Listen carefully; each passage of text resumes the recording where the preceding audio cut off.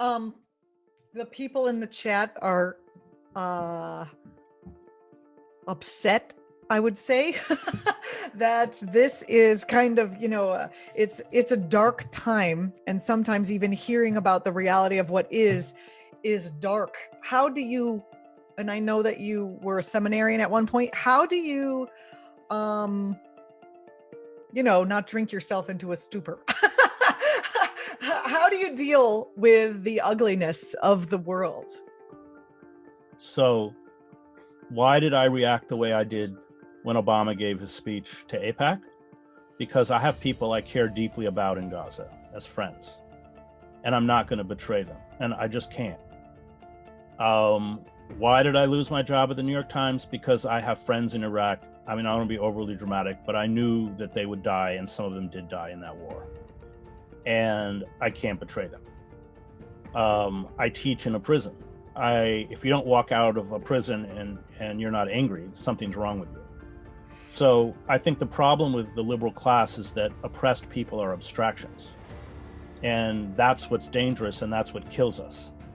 But when those of us who are privileged, especially white American men, have real relationships, which doesn't mean that I pretend to understand where they're coming from or what their lives were like. I try to understand.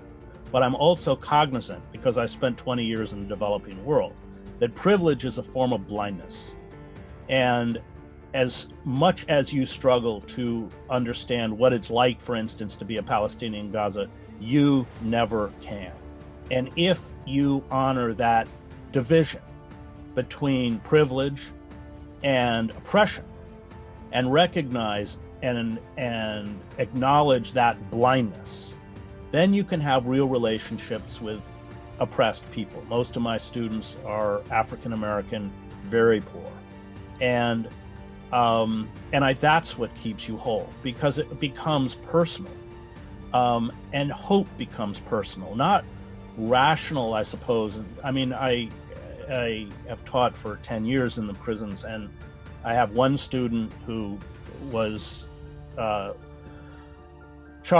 picked up at the age of 14 for a crime I'm 100% certain he did not commit, coerced. He was 14 years old, he weighs 90 pounds, by 3 detectives in a Camden City police station to sign a confession he can barely read.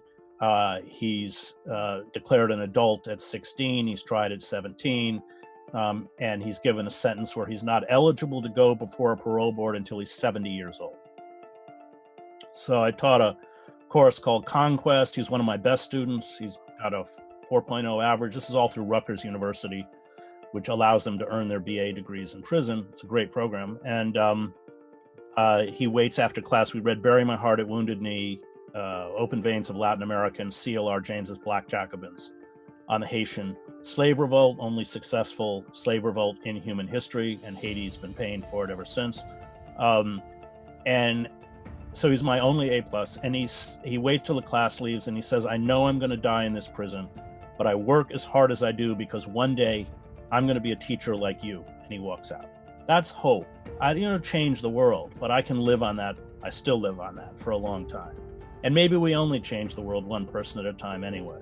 But I think the problem of liberal elites is that they actually don't have relationships with oppressed people. And that's dangerous, because when you have real relationships, you will, and you care, you will stand with those people no matter what. And you will be angry at what is done to those people. And that's what Augustine says, hope has 2 beautiful daughters, anger and courage. Anger at the way things are, and courage to see that they don't remain the way they are. And I think rooted in those personal relationships will keep you whole and keep you radical. But if you don't have those relationships, it's very easy to fall into despair and cynicism.